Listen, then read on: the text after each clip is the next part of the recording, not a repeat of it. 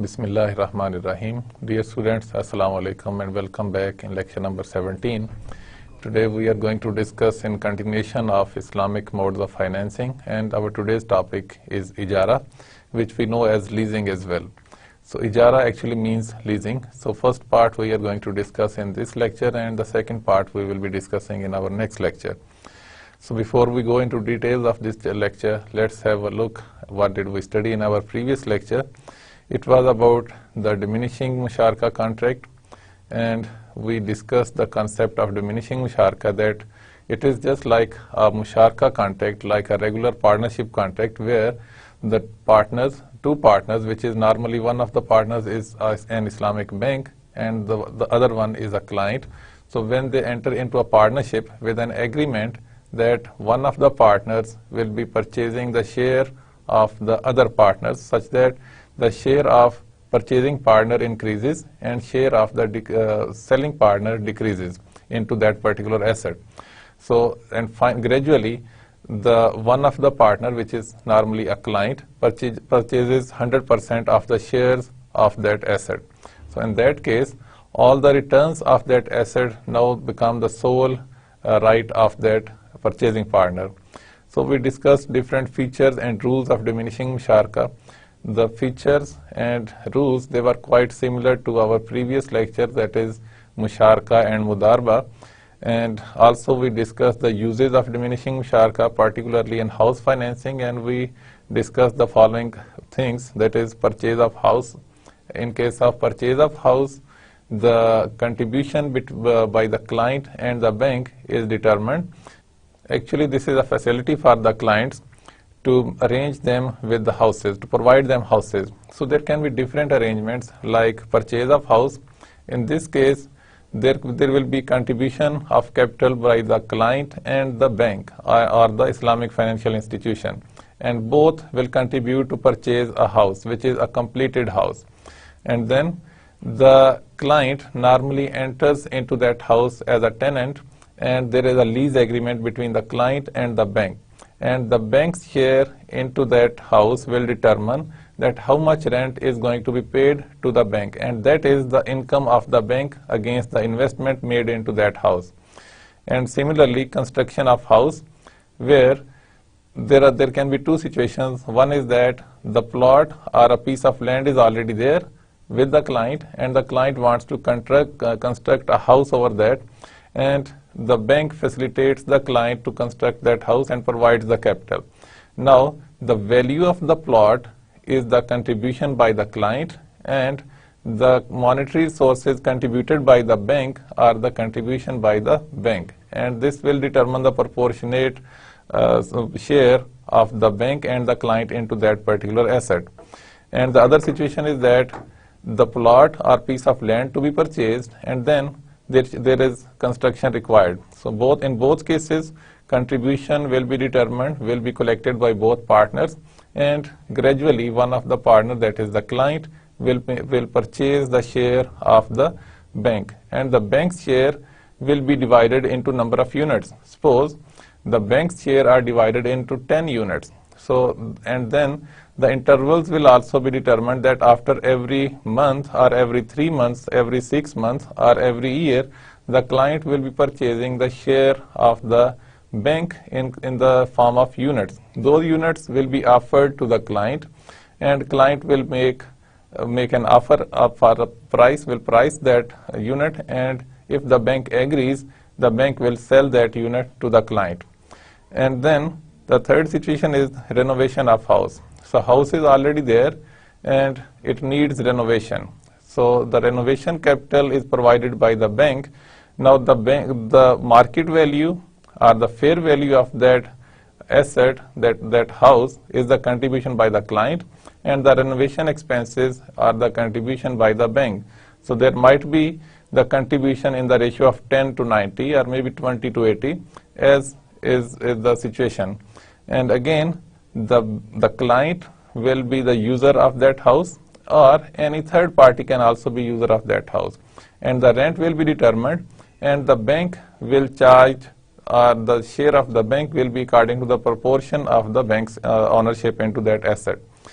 And balance transfer facility, it was discussed in our previous lecture that there are certain customers who have financing from the conventional banking system, and they are paying the principal amount along with the interest on that. So because interest is not allowed under Islamic financial system, so the Islamic banks, they provide this facility to the clients that if they are engaged into such transaction with the conventional banking system and they want to quit that system and they want to come to the Islamic banks, so the Islamic bank will make payment of the balance which is due to that conventional bank. Now, the portion which has been paid by the client is the contribution of the client, and the portion of the remaining balance which is paid by the Islamic bank is the contribution of the Islamic bank. Now they become partners into that house with their proportionate contributions, and accordingly the rent will be determined and the bank will charge or will receive the proportionate rental, and this will be the income of the Islamic bank against the investment. Now let me remind you about the little more detail about the diminishing musharaka, that there are two types of musharakas, that is two types of diminishing musharaka arrangements, that is shirkatul aqd, that is a joint venture for a particular venture where the client requires financing for a particular business venture. For example, to establish a shop to sell the ready-made garments, and in that case contribution by the bank and the client will be their proportionate contributions, and this will determine their share in the income of that bank, in the income of that particular business venture.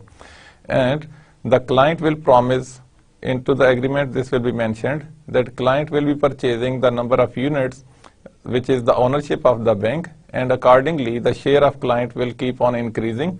But here we have a distinction that the unit price will be determined in the market. In case of joint venture, the unit price will be determined on the market value basis, whereas in case of joint ownership, where the bank and the client, they jointly own an asset, maybe they purchase a piece of land, a building or a machinery, so and with an intention to earn rent on it or to use it for any other purpose. But this is a case of joint ownership. So in that case, the units of ownership by the bank will be, the price of those units will be determined in advance, and it will be mentioned into the contract. So the difference here is that in case of joint ownership, the unit price is based on the market value. For example, the bank's ownership is 100,000 and it is divided into 10 equal units of 10,000 each, but that one unit which is at the time of contract, its value is 10,000, but at the time of purchase by the client, its market price might be equal to 15,000. So now the client will purchase that unit for 15,000, and then at the time of next unit purchase, the unit price in the market, it might be less than 10,000, that is the book value, so it may be 9,000. So the market value will be the price of that unit, whereas in case of joint ownership, for example, in the case of a house or in case of owning any property like piece of land or building, so there the units of ownership by the bank, they are determined, and it is based on, its value is based on the book value. For example, the bank's contribution is 100,000 and it is divided into 10 equal units of 10,000 each. Now this is the value, this is the unit price which the bank is going to receive by the client. And now we are going to discuss the learning outcome of this lecture. That is, after this lecture you should be able to understand the background of an ijara contract, that is what is an ijara contract and the applications of ijara contract, particularly in the property financing vehicle financing, project financing, personal financing, and structured products. But normally you will see vehicle financing quite often in the operations of Islamic banks. You might have heard the word car ijara, and this is the most practiced commodity or the most popular product among the Islamic banks. And the definition and types of ijara, you will be able to understand the definition and different types of ijara, and what is the Sharia legitimacy of ijara contract. What does Quran and Hadith and the scholars they say about the ijara contract, and also the features of ijara contract. There are different features like usufruct and services. Usufruct, they are actually the beneficial use. For example, if you rent a car, you can use that car for your benefit. If you rent a machinery, you can use that machinery for your benefit. So any asset which can be used and it has some beneficial use, those beneficial use, we have the terminology of usufruct. And then asset for ijara, and then you will be able to understand the ownership rights and liabilities in case of ijara, and utilization of leased assets, how they should be utilized, and the lease period, what is the lease period, and how we are going to determine the lease period, and the rental amount and payment.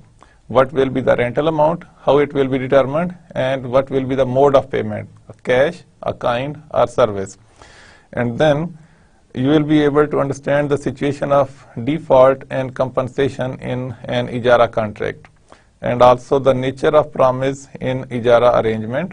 What are the different types of promises that are introduced into this ijara contract, and also the cancellation of ijara contract, the situations where the ijara contract is terminated, and concept of selling of the leased assets. And at the end of the lease period, what we are going to do with those assets. Should they be sold to the client, or there should be some other arrangements? And also the concept of takaful for ijara assets, like those assets which are being the subject matter of the ijara contract, how they are going to be protected from different damages, from losses. There are certain arrangements. Under conventional economic system, we have the arrangement of insurance, whereas the substitute in Islamic financial system, we have the concept of takaful, and we will be discussing the concept of takaful in our forthcoming lectures.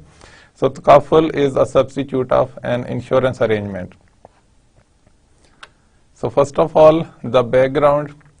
Ijara or lease is a form of contract which is permissible in Islamic financial system. So ijara or lease, conventionally we know the word lease, and it is almost similar with the ijara, and it is permissible under the Islamic financial system. Generally, it is a contract of exchange of counter values between usufruct and lease payment or rental rates. So we have the usufruct of the assets, and against that we have certain fee or price for those usufructs. For example, if you rent or if you lease a car and you make a payment against that, so for that beneficial use of that asset, you have a price for that service. So it is an exchange of values in the form of usufruct and fee for that, or price for that, and that fee or price we know it as rental. And then a substitute of ownership of the asset. There are certain situations where the individuals, they don't want to own any asset because they feel the risks of owning the asset is higher. For example, if you are living at a place where the car theft is quite often, so in that case you might prefer not to purchase a car and not to keep it with you. Rather, whenever you want to use a car, you hire that car. So depending upon the situation, people might not want to own any asset, and they want to use that asset. So lease or ijara arrangement is a substitute for that. And like other contracts, an ijara contract has to fulfill all the conditions of a valid contract stipulated by Sharia. So the ijara contract should also fulfill all the requirements to be a halal or a valid contract. And the uses or the usufruct of the assets, they should also be halal. They should not be used for anything illegal or which are not allowed under Islamic economic system. They might be allowed under the conventional system, but they may not be allowed under the Islamic economic system. For example, if the subject matter of lease is a transportation vehicle like a truck, so if that truck is going to be used to transport the liquor or the alcoholic drinks, so in that case, with this objective, to rent out a truck or to lease a truck is not allowed under Islamic economic system. So the conditions for a valid contract under the Sharia should be followed. Ijara or lease contract has emerged as one of the popular modes of financing, and it has variety of applications. For example, we have property financing, where we studied the case of diminishing musharaka, where the partners, they purchase an asset, particularly a house, and then one of the partners, that is the client, purchases the shares of the Islamic financial institution, and there is a lease agreement between them at that time. So that is an ijara agreement between the client and the bank when the client is using that house, when the client is a tenant of that house, and the client leases that house. So the bank's income is determined against the contribution of the capital. And also the vehicle financing, what we know as car ijara. If you go to any of the websites of an Islamic bank, you will see the word car ijara, and this is one of the popular modes of financing. And also project financing, which is not very common among the Islamic banks, and personal financing, which is again not very much common in the Islamic banks. And the structured products, the ijara contract can be structured against different situations, that whatever you need, it can be tailored according to your need. But generally, you will see the ijara contract in the form of property financing and vehicle financing. So the nature here is different. In case of property financing, there is another arrangement, that is diminishing musharaka contract, and under the diminishing musharaka contract we have a lease agreement or an ijara agreement between the client and the Islamic financial institution. Whereas in case of vehicle financing, the Islamic financial institution charges a rental amount every month, and there is an advance against that agreement. And then at the end of that lease period, that asset is offered to that particular client to purchase. So there might be different arrangements that client might purchase that asset against the advance payment made in the beginning or at the time of the contract, or the Islamic financial institution gift it to the client. But there will be no such stipulation, no such condition in the agreement that this particular asset, which is the subject matter of an ijara contract, shall be given to that user or to that client. So for one item, for one subject matter, there cannot be two contracts under the Islamic financial system. So the second contract, which is not a contract, that will be a promise. It can be a promise from the bank, or it can be a promise from the client, that the bank is going to sell that asset to the client, or the client is going to purchase that asset from the bank. So there will be two different things. That is, one is ijara agreement, and the other one is the promise by the bank, or vice versa from the client. Now the definition of ijara, its literal meaning is to rent or lease something. As I told you earlier, ijara is the substitute of leasing, and in its technical sense, the term ijara has two different connotations as follows.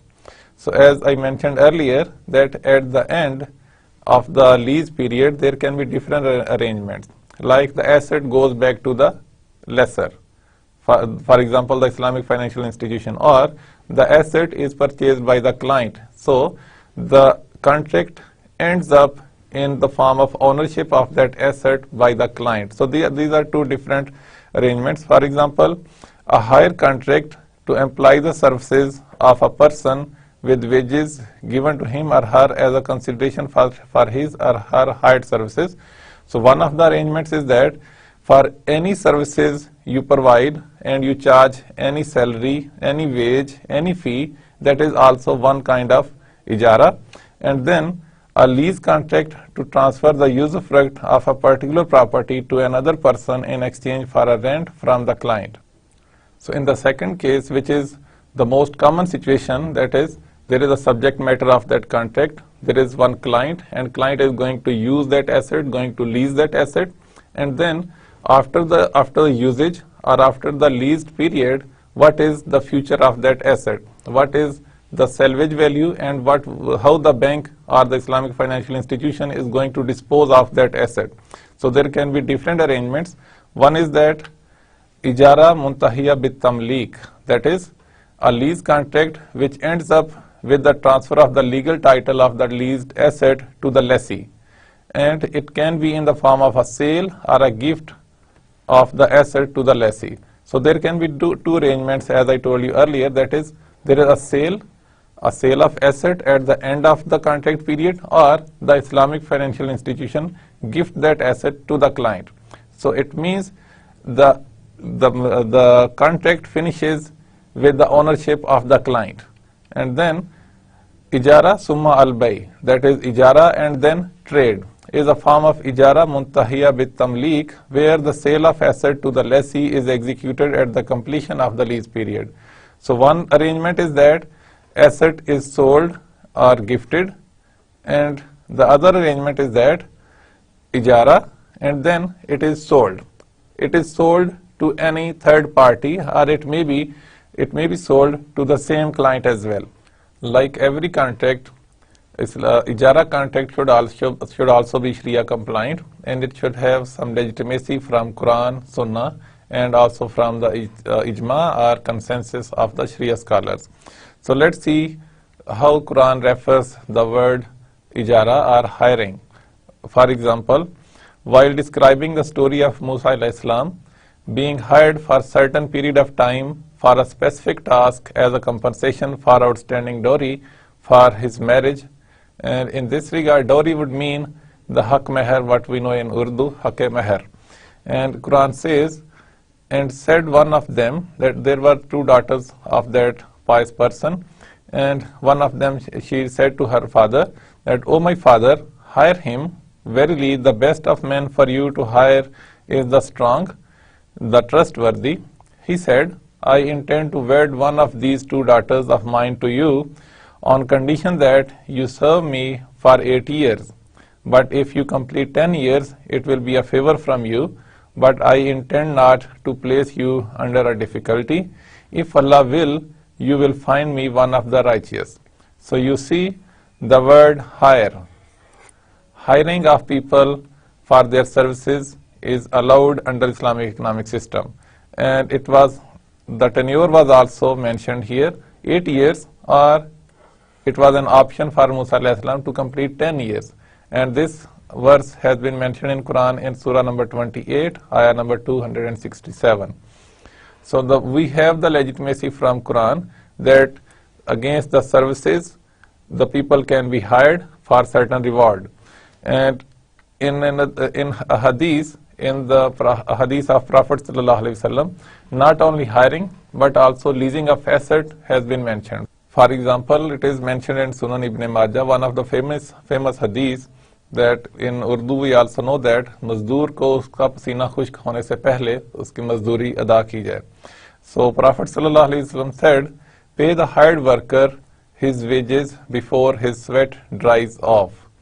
And then it means that we can hire the services of the labor against a reward, or against a fee, a salary, or wage.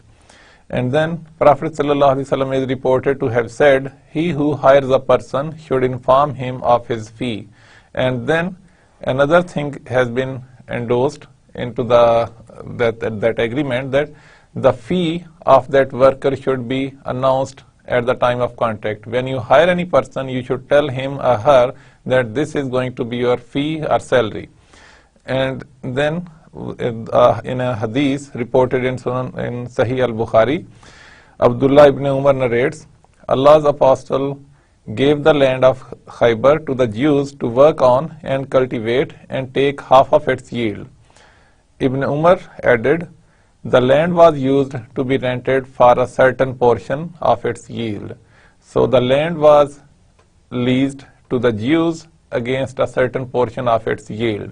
So the hiring of services and leasing of assets, it has been mentioned in Hadith, and the Muslim jurists, the scholars, they have also consensus that ijara is allowed under Islamic financial system. Ijara was unanimously approved by the companions of Prophet ﷺ and prominent jurists of the recognized school of Islamic law. They view that the need to utilize the usufruct of different articles, goods and services is similar to the need to utilize the articles. When the contract of sale of such goods and services is permitted, the lease of its usufruct shall also be permitted on the ground of public interest and needs. Public interest, मसलहा, मसलहत के तहत, जिसको हम उर्दू में जिसके लिए हम word use करते हैं मसलहत अंदेशी.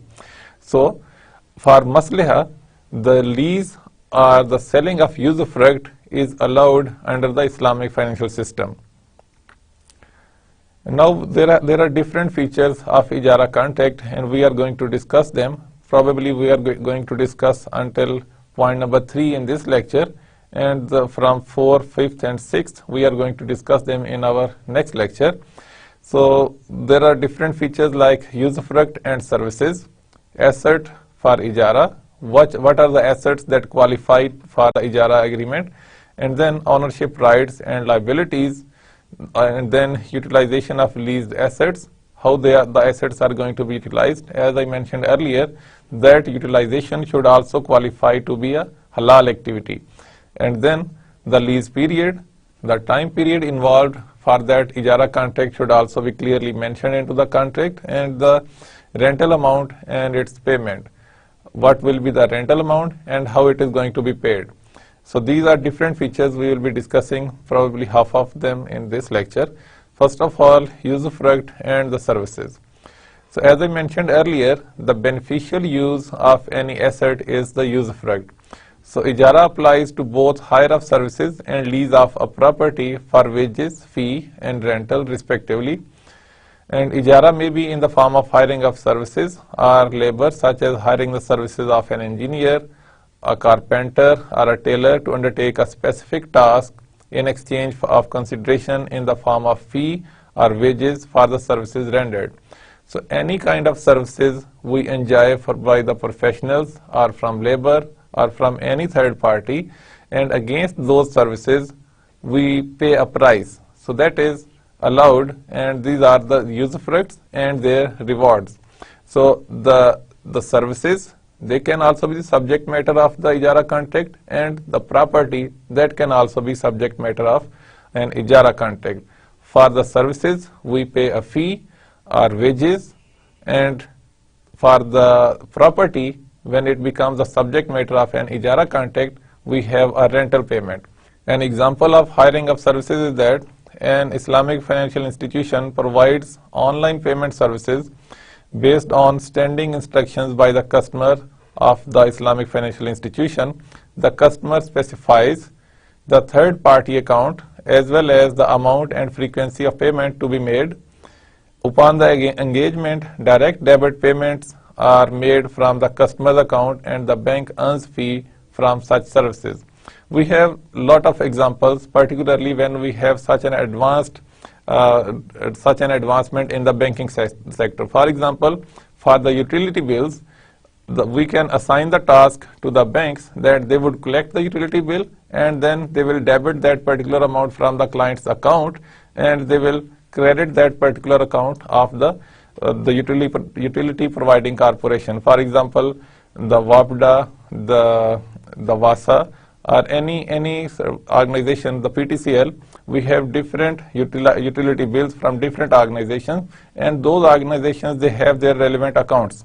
So our banks, they can transfer the amounts from our accounts by debiting our account, and they will credit the accounts of those utility providing companies. So against this service, the bank will charge a fee. So this service is again a subject matter of an ijara contract. So ijara can be for the services and for the assets. Similarly, the nature of the service can be different. For example, if you get an admission into any institution to study, to complete your studies, so that educational service is provided by that educational institution, and against that service you make a payment of fee. So this is the same thing. Ijara may be in the form of financing for the services rendered by the service provider. These services are offered in exchange of fee payments such as educational services, health services, and tourism services. So this illustration will further illustrate, and it will make our concept more clear, that a student received an offer from an educational institution to enroll for a 4-year academic program valued at 100,000 rupees with fee payable at rupees 25,000 per annum. So that fee of 25,000 is going to be paid for 4 years, so it will make total of 100,000 rupees. The student requested the financing from the Islamic financial institution, which leased the academic program from the education institution, and subsequently subleased it to the student at rupees 20,000 per annum, payable over a period of 5 years. So this is a kind of virtuous act by the Islamic financial institution, a welfare act, that they purchases the services of the financial institution and then they sublease it, then they sell it to the student. So here the financing required for that financial institution, for that academic institution, was 100,000 rupees, and the Islamic financial institution agreed to pay for that, and then on a relaxed term the financial institution, the Islamic financial institution, is going to receive those 100,000 rupees instead of 4 years, is going to receive over a period of 5 years. So instead of receiving 25,000 per annum, the Islamic financial institution is going to receive 20,000 per annum for the next 5 years. So this is the leasing of the services and then subleasing of the services to the client. In previous slides, we discussed the leasing of the services. But when the subject matter is a tangible asset, it can be any property. So in that case, the reward for the usufruct or for the beneficial use of that particular property is the rental amount. So in that case, the rental period should be specific, and the reward or the rental amount against the use of that asset should also be specific and determined clearly and mentioned clearly into the contract of ijara. For example, an Islamic bank is approached by a corporate customer to finance an operating lease of equipment. The bank appoints the customer as an agent to obtain quotation from the purchase price for the purchase price of the equipment at market value or a fair value at 50,000 rupees. So the Islamic financial institution agrees to finance 50,000 rupees. So prior to the purchase of the equipment by the bank secured an undertaking from the customer to lease the equipment from the bank.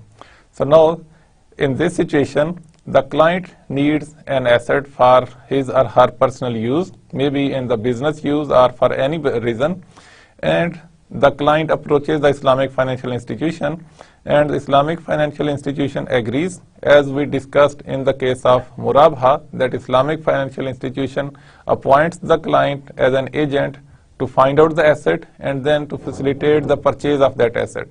So likewise, in an ijara contract also, when the client identifies a need of particular asset and Islamic financial institution appoints the customer as an agent, and then the customer would find that asset and will purchase that asset, but prior to that, Islamic financial institution will make it sure that the client is going to lease that asset as well. And then the bank purchases the equipment. So after the identification of the asset by the client, bank will purchase that asset and leases the asset to the customer for a specified period with either a fixed or a renewable rental payment of 15,000 for 5 years. So for an asset which was purchased at 50,000 rupees, the rental amount which is going to be charged for 5 years, the time period of lease is 5 years, and the reward or the price of that use is 15,000 and per annum, and the rental income is reflective of the usage of the equipment during the specific period. And at the end of the financing period, the asset can be disposed at market value to a third party. So now, one of the arrangement is that after the client has used the asset for 5 years as per the Ijara agreement, now that asset can be disposed of at its market value into the market to any third party. And if the customer intends to purchase the equipment, a purchase option is executed as per the lease agreement. So this can be one of the option into the agreement, that after the asset has been utilized for that lease period, that asset will be offered to the client for sale. Instead of offering it to any third party, first of all it will be offered to the client, and if the client agrees to purchase that, client will make an offer and will purchase it. Otherwise, that asset will be sold into the market at its market value. For example, at the end of the third year, the equipment could be sold to the customer at the price of the remaining outstanding lease payment of rupees 30,000. And this is also possible that during the lease period, at any time when the client wants to purchase that asset, the remaining outstanding rental payments can be the price of that asset. So in this case also, the outstanding rental for the remaining 2 years, they were 30,000, and against that 30,000 rupees, the client can purchase that asset. So Islamic financial institution, they have the options, the two options in an Ijara contract, that is operating lease and the structured operating lease, that is lease with transfer of ownership to the lessee, which is also known as Ijara Muntahiya bit Tamlik, that is an Ijara agreement which ends up with the ownership of the client for that particular asset. For example, the asset was used for the set time period, and then at the end that asset was gifted or sold to that client. And the subject matter of Ijara may be an existing usufruct as well as usufruct to be established in the future where the asset is delivered in future. For example, the asset is already in existence and it can be leased out. And there is another possibility that asset will be created or manufactured against a promise or an agreement with the client. For example, the client requires a building to be used as a warehouse or as an office. So the client agrees or promises that when the building is ready, the client will lease that building. So in that case, building will be prepared according to the requirement of the client, and then the client will shift into the building. It might use it as an office or as a warehouse as per the requirement, and it will be mentioned into the Ijara agreement. So the asset might be in existence, or it might be manufactured or prepared later on. And the rental amount received by financier shall be earned only upon effective delivery of the usufruct of the leased asset to the lessee.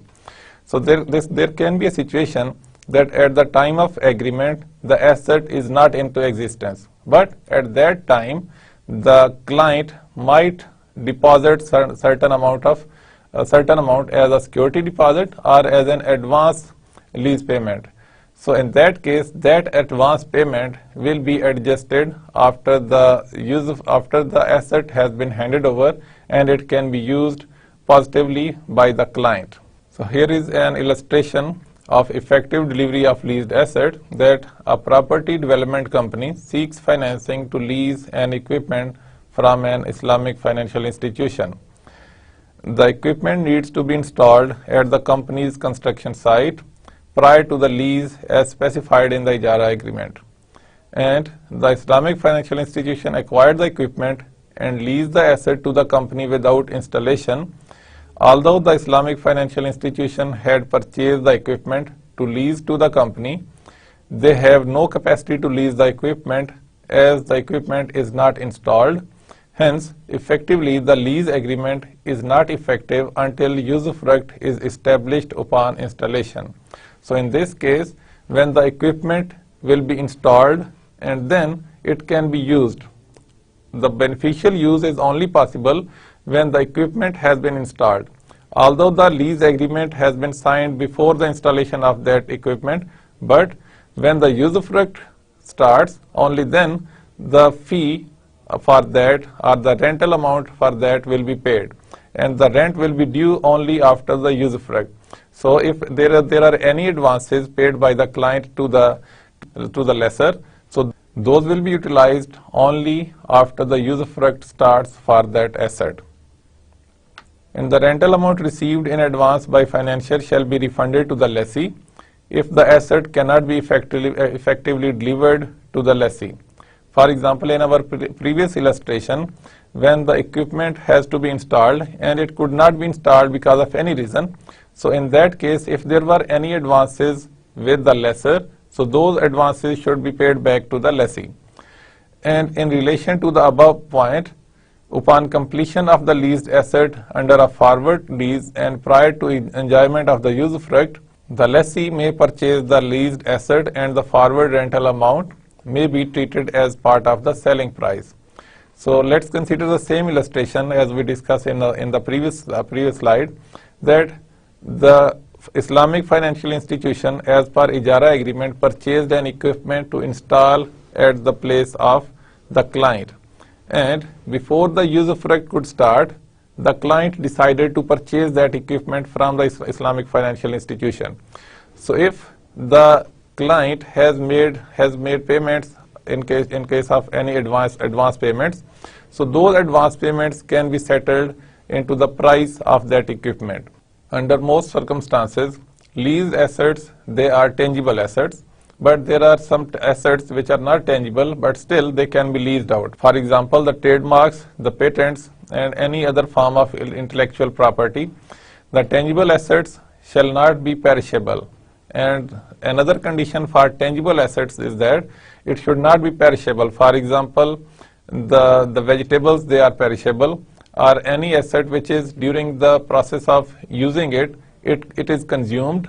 For example, the raw materials, they cannot be used as the subject matter of an Ijara agreement, and the tangible assets may be movable or immovable. It might be installed at particular place, or it might be in the form of any machinery, or it may be a truck, a bus, a car, any asset which is movable, or it may not be movable.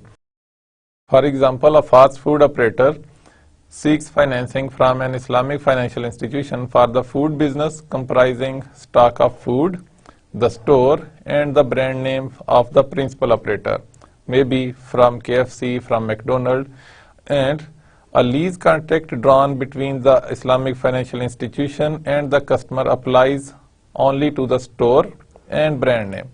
Now you can see the stock of food is perishable.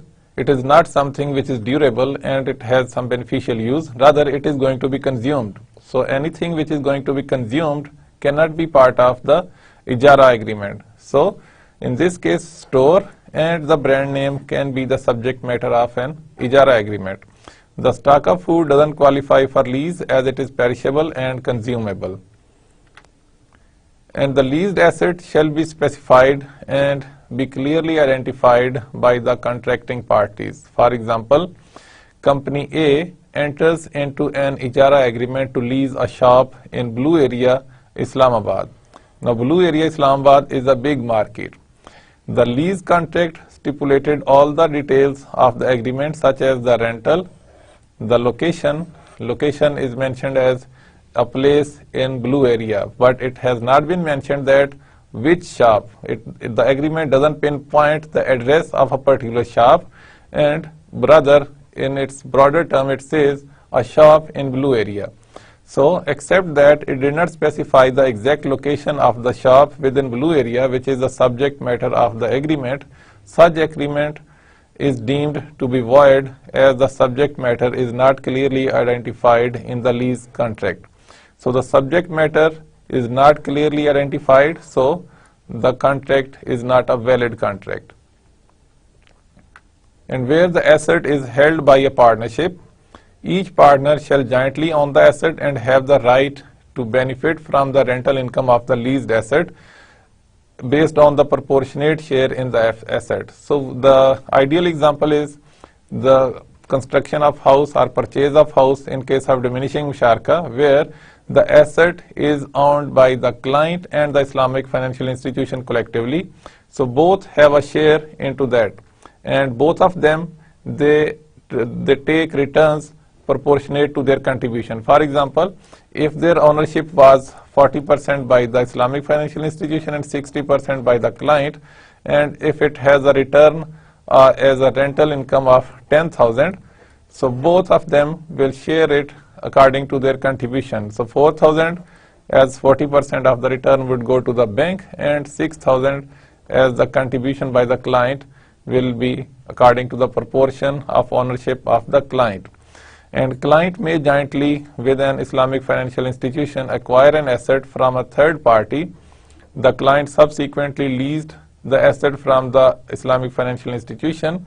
In such an agreement, the rental payment to the Islamic financial institution shall be proportionate to the Islamic financial institution's ownership into the assets. So again, this is the exact example of diminishing musharaka contract, where the Islamic financial institution and the client, they purchase a house or any asset, and then the client leases the share of that bank or the Islamic financial institution, and the share of the Islamic financial institution into the total asset will be determined according to the contribution. So this is exactly the same example. If the bank's share is 40%, so the client will make payment of 4,000 as a rental income for the bank. So this will be an expense, a rent expense by the client, and a rental income by the Islamic financial institution. So this is an illustration of jointly owned asset leased to one of the partners. An Islamic bank and a trading company jointly purchase a shop from a third party. The bank signs an annually renewable tenancy agreement with the trading company, and in a separate contract, the trading company agrees to purchase a share of the asset annually at a certain market price. So this is a case of diminishing musharaka contract, where the share of the bank is going to be purchased by the other partner. The purchase is conducted during the same period of the tenancy. During the lease period, the rental amount declines according to the asset share owned by the bank. At the end of the lease period, the asset is fully owned by the trading company. So when the asset has been fully transferred to the trading company, that is one of the partner, in that case, when the ownership proportion reaches to the 100% for the client and 0% for the bank, so in this situation, there will be no rent for the bank. So in that case, 100% of the rent will go to the client. And if the client is user by himself or herself, so in that case, there will be no rental expense for the client. As we are discussing what are the assets and how they are dealt in an ijara agreement, so the lessor shall be liable for all expenses incurred in acquiring the leased asset, and the acquisition cost may also be considered while determining the rental rate. For example, if the assets nature they are same, but the acquisition cost they are different. Like there is a car, suppose 2008 model, it has a price, suppose 1 million rupees, and there is a car of 2013 model, its price is 2 million. So both are cars, but the cost of the cars is different. So in this case, where the cost of one of the car is lesser, that is acquisition cost is quite less in this case of 2008 model car, and the 2013 model car has a higher price, so the rental charges will be different accordingly.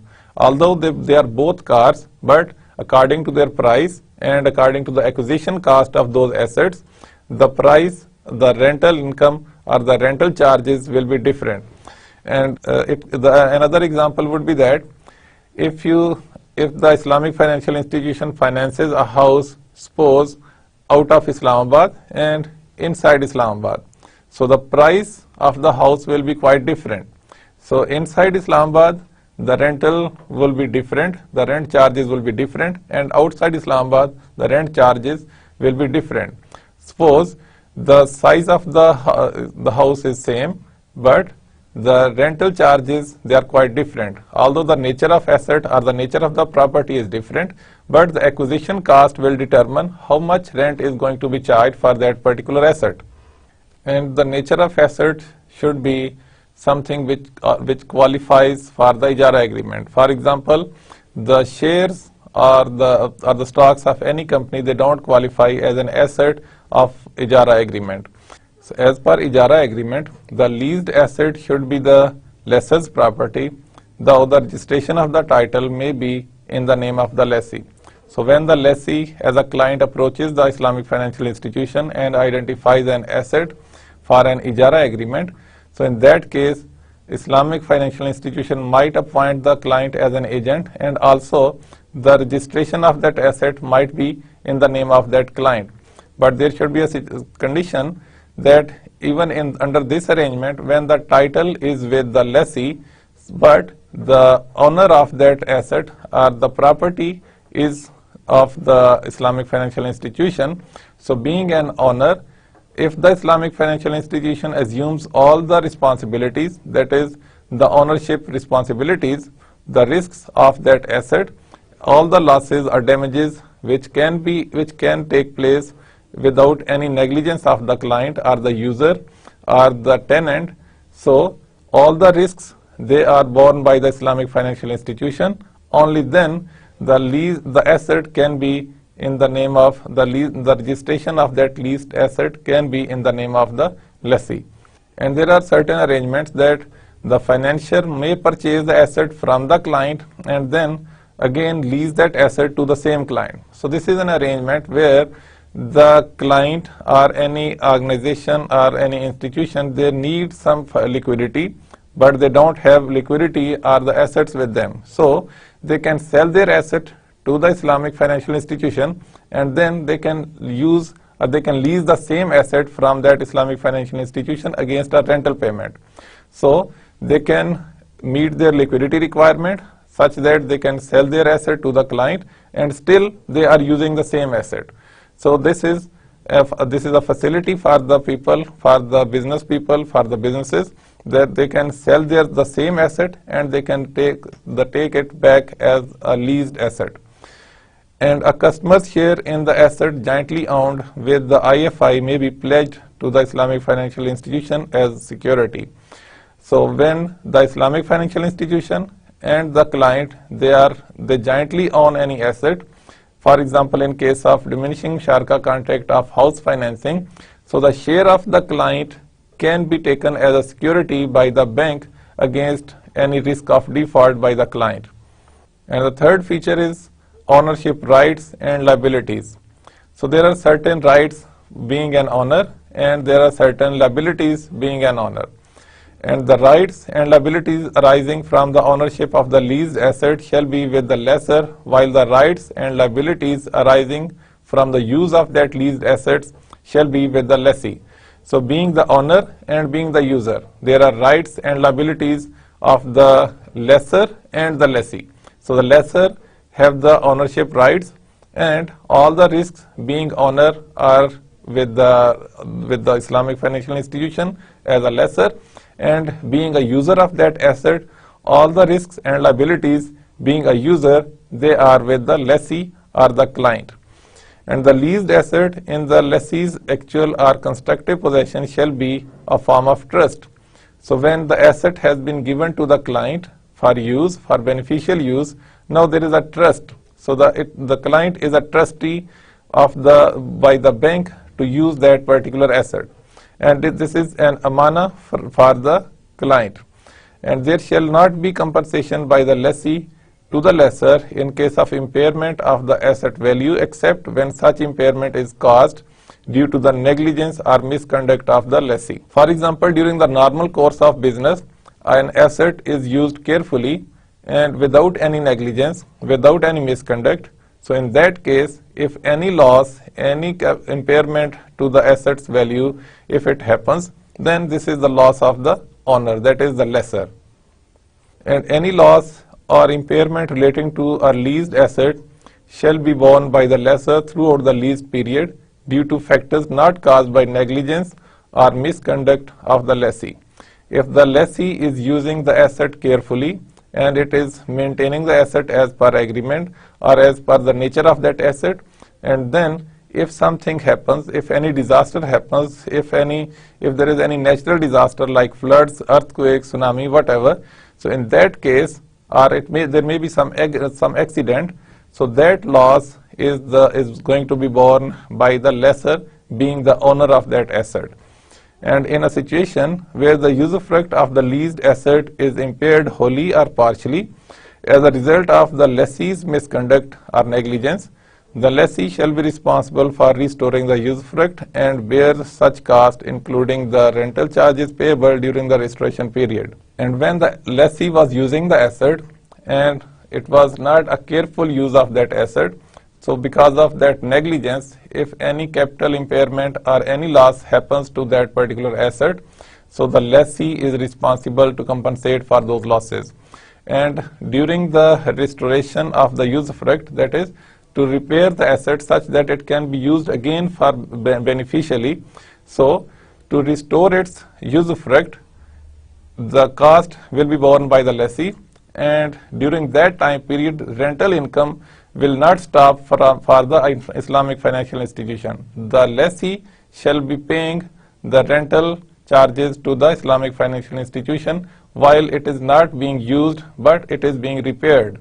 So the Islamic financial institution is not concerned that the asset is being used or not, but the rents should be due, or the rents are due to the Islamic financial institution while the asset is in the possession of the lessee. This illustration will further explain the restoration of usufruct by the lessee, that a new truck is leased by an Islamic bank to a freight company for 2 years. During the lease period, excessive load was carried that damaged the suspension of the vehicle.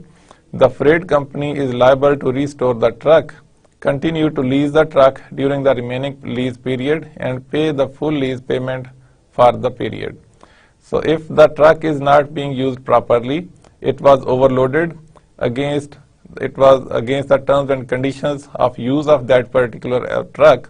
So any damage which was caused by misuse of that asset will be the responsibility of the lessee, and lessee will repair the asset, and during the time when the asset is not in the beneficial use of the lessee, even in those times the lessee will be paying the rentals to the Islamic financial institution. And if the usufruct of the leased asset is impaired wholly or partially as a result of natural cause without any negligence of the lessee, the lessor shall be responsible for such losses. The rental charges payable from the lessee during the restoration period shall be waived. But if the loss to the asset was not because of the lessee's misuse, or there was no negligence or misconduct or misuse by the lessee, and the causes were natural or unavoidable under the circumstances, so in that case, to restore the usufruct of the asset will be the responsibility of the owner, that is the lessor, and during that time period when the usufruct is being restored, the rental charges will not be paid by the client. And the maintenance expenses of leased asset shall be borne by the lessor. For example, expenses related to wear and tear and natural causes which are not due to the lessee's misconduct or negligence.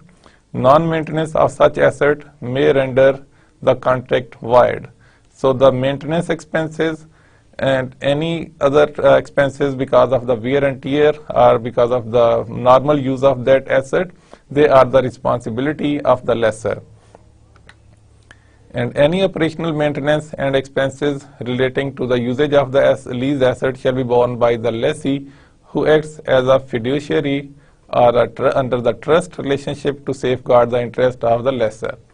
And when major maintenance of the leased asset is delegated to the lessee, all costs incurred for such maintenance shall be reimbursed by the lessor.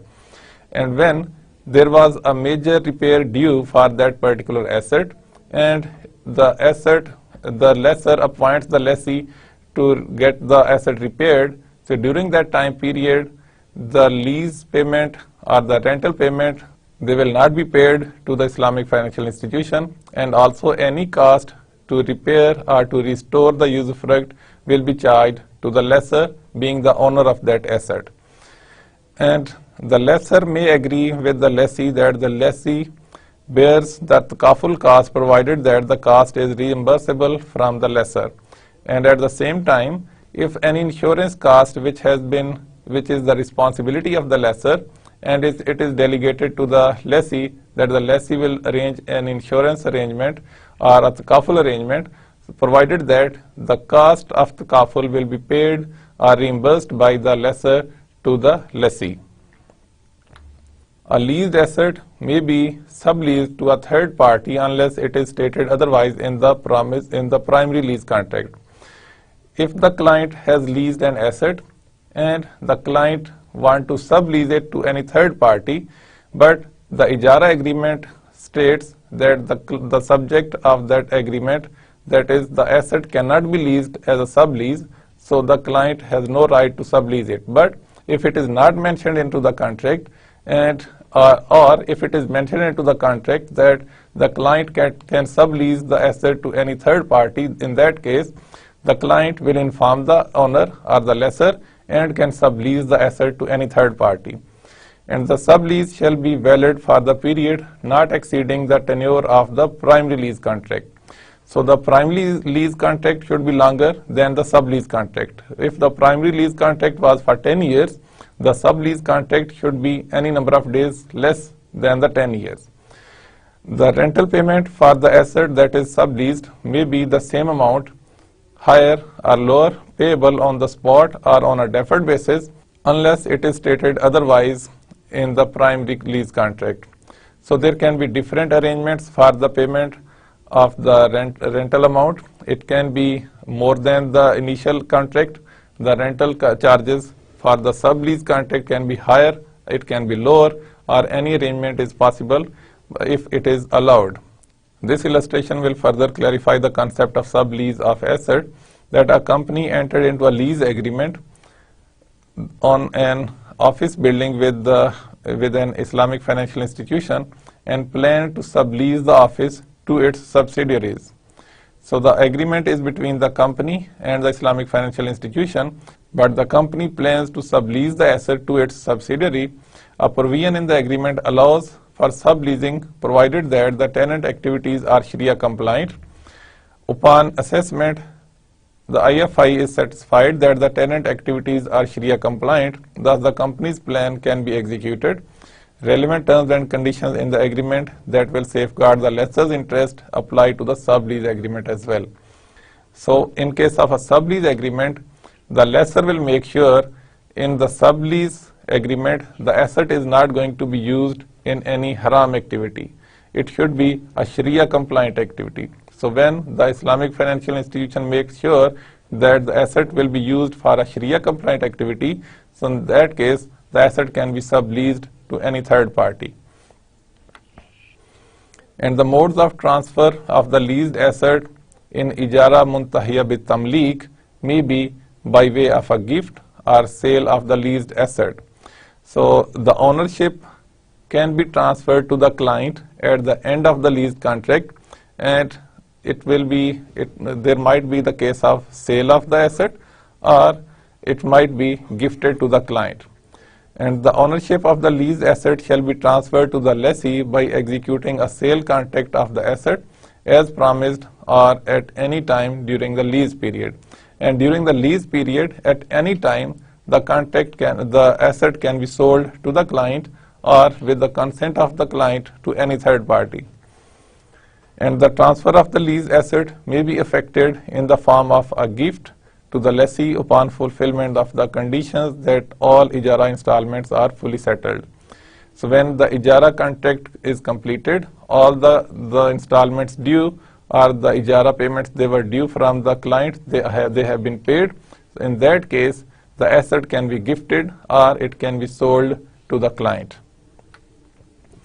And in today's lecture, we discussed various points regarding the ijara contract, that is the background of ijara contract and different applications of ijara contract, particularly in the property financing and vehicle financing, which are the most popular modes of financing under the Islamic financial system. And whereas project financing, personal financing, and structured financing, they are not as popular as the property financing and vehicle financing. And we also discussed the definitions and types of ijara, and that is the types. You do remember that there can be a contract of selling of services, and there can be an ijara contract for hiring of for leasing of assets, and the assets can be tangible and non-tangible. Non-tangible in the form of trademarks, patents, or the brand names. And then we discussed the Sharia legitimacy, getting some guidance from Quran, where the hiring of services was mentioned, and also in Sunnah, where hiring of services and leasing of assets, both they were mentioned. And also there was a consensus of jurists about the validity of an ijara agreement. And we also studied or discussed some features of ijara contract, that is usufruct and services, assets for ijara, what are the assets that qualify for an ijara agreement, and ownership rights and liabilities of the lessor and the lessee. And these points, that is utilization of leased asset, the lease period, the rental amount, and payment, we will be discussing in our next lecture. So until the next lecture, Assalamu alaikum, Allah Hafiz.